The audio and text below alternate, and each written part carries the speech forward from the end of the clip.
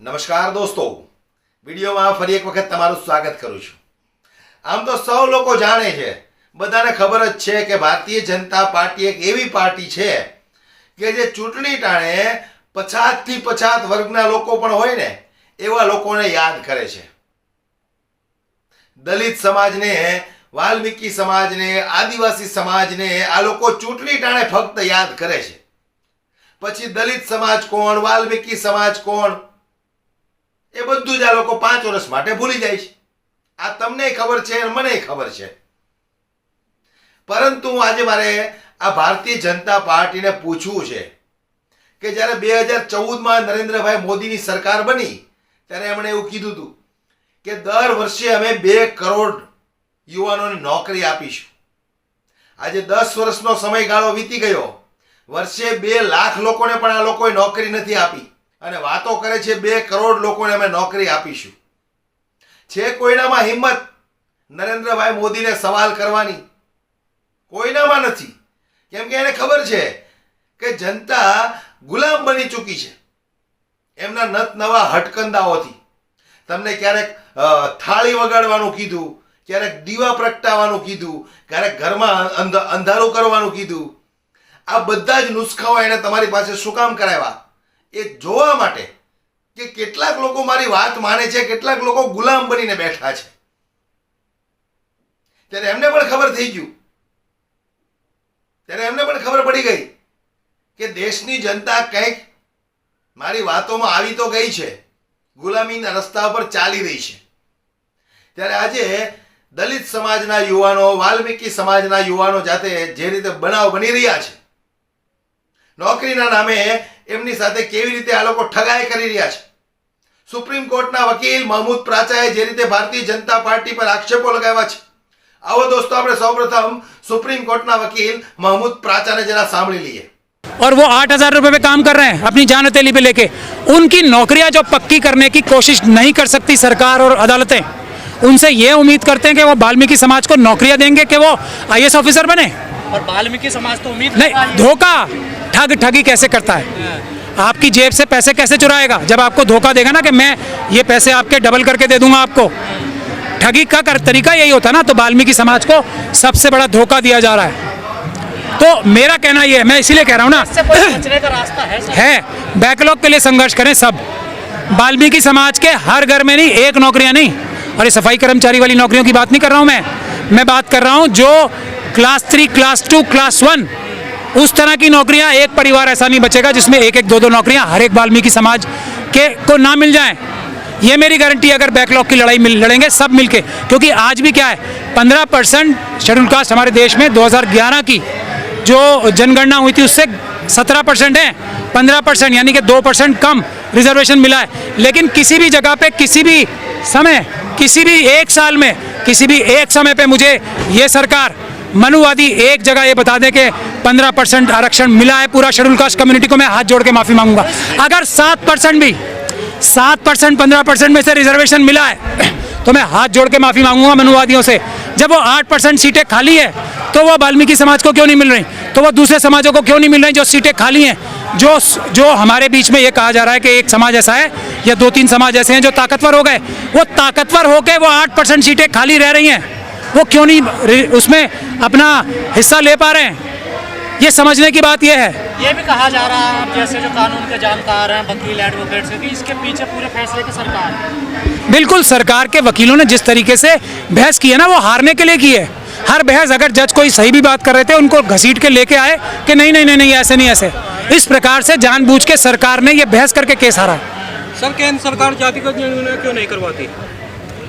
नहीं, जनगणना कराती इसलिए नहीं कि जो चोरी वो अभी पर्दे के पीछे ढांक के रखती है। इसी सुप्रीम कोर्ट ने अभी पटना हाई कोर्ट के जजमेंट को, स्टे को मेंटेन रखा है ना, इसी सुप्रीम कोर्ट ने। क्यों? क्योंकि सरकारें जाके कह रही हैं इस देश में एकदम अफरा तफरी मच जाएगी। एक बात मैं और बता दूं, हमारे लोगों को जो रिजर्वेशन से सीटें ले रहे हैं उनके बारे में क्या बोला जाता है कि ये कॉम्पिटेंट नहीं है। इससे बड़ा झूठ, इससे बड़ी बेईमानी, इससे बड़ी लकैती कुछ नहीं हो सकती। हमारे लोग ही सक्षम हैं, हमारे लोग ही कैपेबल हैं, हमारे लोग ही कॉम्पिटेंट हैं। जो जनरल कैटेगरी के लोग हैं वो कॉम्पिटेंट नहीं है। ये बताया जाता है आपको तो। मैं वही कह रहा हूँ ना, आरक्षण वाले ही कॉम्पिटेंट है। क्यों? क्योंकि अभी एक बहुत बड़े हमारे जो एक एक्टिविस्ट है उन्होंने एक सर्वे किया है जिसमें ये पाया है कि जो रिटर्न टेस्ट होते हैं सारे, उसमें ओबीसी समाज के सिर्फ 1% कट ऑफ में कम 1% कम होता है ओबीसी समाज का, और शेड्यूल कास्ट समाज का सिर्फ कट ऑफ में 2% कम होता है। अब आप मुझे ये बताइए, एक व्यक्ति अगर हम 100 मीटर की रेस माने, जो जनरल कैटेगरी के जो लोग होते हैं वो अपनी दौड़ शुरू करते हैं मेरे ख्याल से 70 या 80 मीटर से, हमारे लोग शुरू करते हैं 0 से, और वो एक ही टाइम पे जब एंट्रेंस टेस्ट होते हैं यानी कि एक ही समय पे 100 मीटर पे पहुंचते हैं बराबर, मतलब हमारे लोग 98 मीटर पहुंचते हैं शेड्यूल ट्राइब के, और ओबीसी के हमारे लोग 99 मीटर तक पहुंचते हैं। कितनी देर में? उतनी देर में जितनी जनरल कैटेगरी के लोग 20 या 25 मीटर दौड़ के पहुंचते हैं। तो कॉम्पिटेंट कौन हुआ बताओ आप मुझे? कॉम्पिटेंट हम हैं, हम ढो रहे हैं जनरल कैटेगरी के जो इनकॉम्पिटेंट लोगों को अपने कंधे पे। किसी भी डिपार्टमेंट में आप चले जाइए, क्रीमी लेयर, देखिए क्रीमी लेयर का कॉन्सेप्ट ही हमें बांटने के लिए था। क्रीमी लेयर की भी आवश्यकता कब पड़ेगी? जब किसी टाइम पे, किसी भी एक टाइम पे सीटें तो भरें। जब 15 में से 7% सीटें ही नहीं भर रही, जो 7.5% है शेड्यूल ट्राइब का, सीटें ही नहीं भर रही, 27.5% जो 27% है वो सीटें ही नहीं भर रही, तो क्रीमी लेयर का कॉन्सेप्ट की आवश्यकता कहाँ पड़ रही है?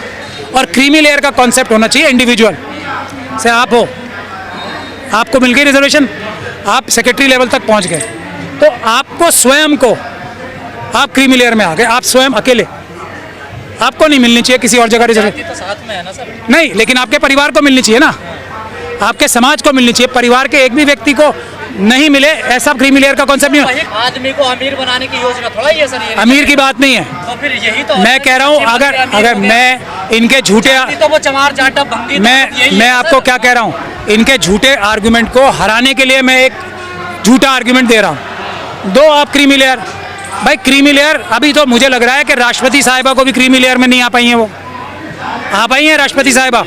अभी तो मंदिर में घुसने से रोक दिया उन्हें। इससे पहले कोविंद साहब थे, वो क्रीमी लेयर में तो आ नहीं पाए, उनको रोक दिया। तो क्रीमी लेयर में आ तो जाए कोई। मैं तो फिर भी एक झूठा आर्गुमेंट दे रहा हूँ कि चलो सेक्रेटरी लेवल तक जो आदमी एक पहुँच गया वो शायद क्रीमी लेयर में आ जाए। किसी एक छोटे मोटे मंदिर में तो उसको 5 मिनट के लिए जाने ही दिया जाए, इतना सा भर क्रीमी लेयर में आ गया हो। उसलिए मैं एक झूठे आर्गुमेंट को झूठे आर्गुमेंट से काटने के लिए। का फैसला पलटा गया था, ये क्या अब 2024 में फैसला इसे भी पलटने के कोई रिव्यू पिटीशन या कोई तरीका है आप लोगों के पास? नहीं, हमारे पास कोई तरीका नहीं है, और मैं समाज से कह रहा हूँ हमारी बहस में कोई कमी नहीं होती है, हमारे आर्गुमेंट किसी के पास जवाब नहीं होता है किसी का। आंदोलन आंदोलन आंदोलन, और इस बार आंदोलन होना चाहिए बैकलॉग के लिए। जब तक बैकलॉग बेंच के पास नहीं जा सकता? जा सकता है। सबसे बड़ी बेंच कौन सी है? जनता की बेंच सबसे बड़ी बेंच है। तो हम कह रहे हैं सबसे बड़ी बेंच के पास जाना चाहिए ना, बार बार की लड़ाई को छोड़ते हैं एक बार में। सबको शेड्यूल 9 में डालना है, रिजर्वेशन 100% होनी है, पहली डिमांड 100%, और बैकलॉग सहित बैकलॉग मिलना चाहिए। तब तक जनरल कैटेगरी की सीटें काटी जानी चाहिए, उनको नहीं मिलनी चाहिए जब तक बैकलॉग की सीटें पूरी ना हो जाएं SC ST OBC की। उसके बाद 100% रिजर्वेशन है, ये है, और ये जनता की अदालत से तय होगा, किसी दूसरी अदालत से तय नहीं होगा। समाज बढ़ गया, और जो कुछ थोड़ा बहुत मिल रहा था, हर एक समाज को कुछ कुछ थोड़ा थोड़ा मिल रहा था, वो सब भी छीन लिया जाएगा। इससे ये हुआ, अगर हमें इसका तोड़ ढूंढना है, जो ये हम पे चाल चली गई है, जो हमला हुआ है, तो उसका तोड़ सिर्फ एक है, जो कि कानूनी तोड़ है, और वो ये है कि बैकलॉग जो है वो एक संवैधानिक कार्य है। बैकलॉग नहीं रहना चाहिए। जितना बैकलॉग है वो SC ST के लोगों से ही भरा जाना चाहिए, OBC के लोगों से ही भरा जाना चाहिए, और जब तक वो ना भरा जाए वो सीटें खाली रहनी चाहिए। तो ये जो जिन लोगों ने ये बैकलॉग जनरल कैटेगरी के लोगों से भरा है, उन सभी जनरल कैटेगरी की सीटों को खाली करा के हमारे समाज को दे दो, आप बैकलॉग खत्म कर दो बस। फिर देखो किसी को कोई कोर्ट जाने की आवश्यकता ही नहीं पड़ेगी ना, क्योंकि नौकरियां ज़्यादा होंगी, लोग कम होंगे, सभी समाजों में लोग ही नहीं मिलेंगे। सब समाजों का एक एक परिवार को एक एक 2-2 नौकरियां भी मिल जाएंगी, तब भी नौकरियां खाली पड़ी होंगी हमारे लोगों के लिए, अगर बैकलॉग के ऊपर हम लड़ाई करें। तो पहला काम हमें बैकलॉग की लड़ाई करनी चाहिए। किसी भी कम्युनिटी को जितना पहले मिलता था ना, उतना भी नहीं मिलेगा, ये मेरी गारंटी है। और मैं सबसे बड़ा समर्थक हूँ वाल्मीकि समाज का। मैं ओपनली इस बात को बोलता हूँ। मैं किसी भी समाज से ज़्यादा महत्वपूर्ण समझता हूँ वाल्मीकि समाज की ज़रूरत है सबसे ज़्यादा हमारे देश में।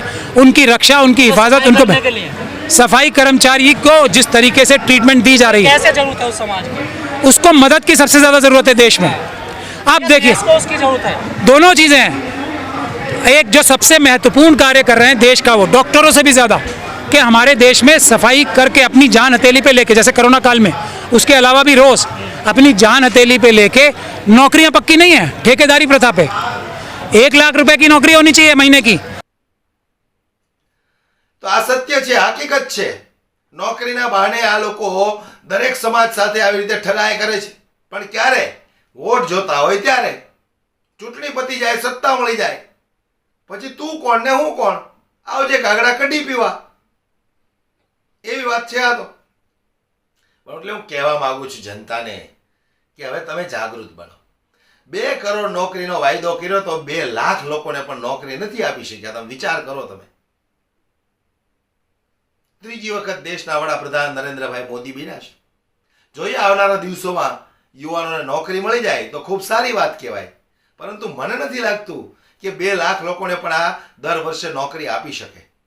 વિડીયો ખૂબ શેર કરો, દરેક લોકો સુધી પહોંચે, દરેક લોકોને પણ ખબર પડે કે ભાઈ બહારના રાજ્યની અંદર શું શું ચાલી રહ્યું છે. આપણે ગુજરાતની અંદર તો મોટા ભાગના લોકો મોબાઈલમાં ગેમ રમવામાંથી વ્યસ્ત છે, એટલે એમાંથી કાંઈ બહાર નીકળતા નથી. એટલે બહારના રાજ્યોમાં શું ચાલી રહ્યું છે એની કોઈને ખબર જ નથી. એટલે આ વસ્તુ પણ જાણવી જરૂરી છે દોસ્તો. વિડીયો ખૂબ શેર કરો, પસંદ આવ્યો હોય તો લાઈક કરવાનું ભૂલશો નહીં. જય હિન્દ.